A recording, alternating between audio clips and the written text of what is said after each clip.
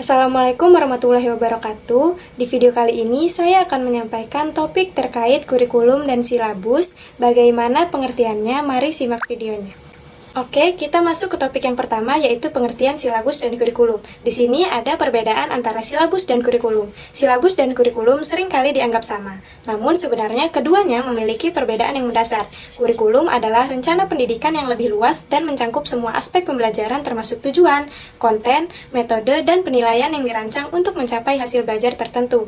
Kurikulum sendiri mencangkup keseluruhan pengalaman belajar yang akan dialami siswa selama periode tertentu. Sebaliknya, silabus adalah dokumen yang lebih spesifik dan biasanya berfokus pada satu mata pelajaran atau kursus tertentu. Silabus mencangkup rincian tentang tujuan pembelajaran, materi yang akan diajarkan, jadwal pertemuan, metode pengajaran, dan evaluasi yang akan dilakukan dalam satu semester atau tahun ajaran.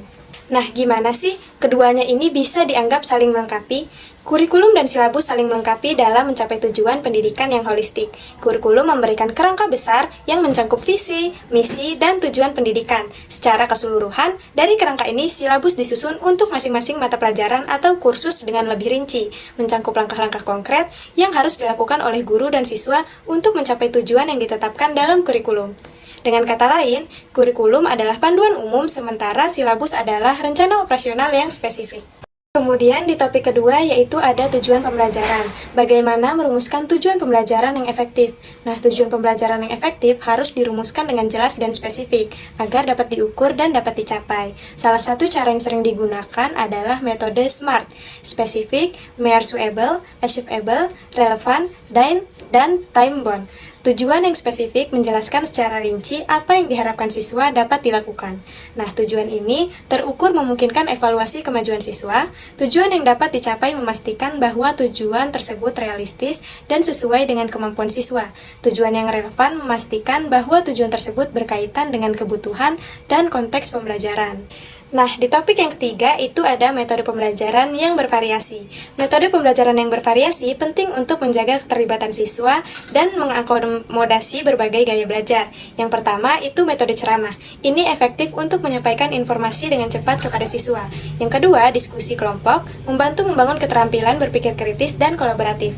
Yang ketiga, belajar berbasis proyek, memungkinkan siswa menerapkan pengetahuan dalam konteks nyata.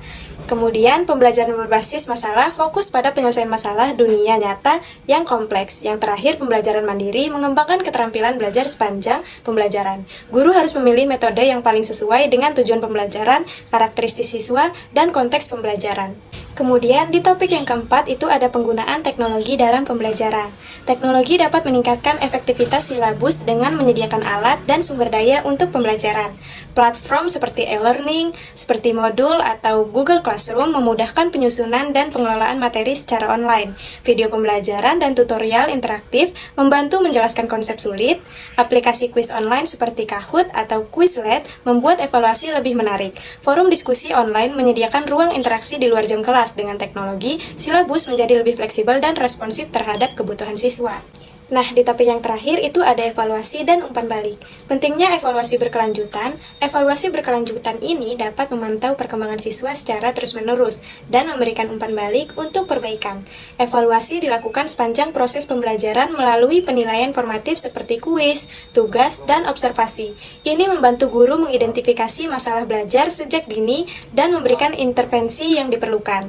Nah, cara memberikan umpan balik yang konstruktif itu adalah harus spesifik, jelas, dan fokus pada aspek yang bisa ditingkatkan. Guru harus memberikan umpan balik positif untuk mendorong siswa dan mengapresiasi usaha mereka, serta menyertakan saran konkret dan praktis untuk perbaikan.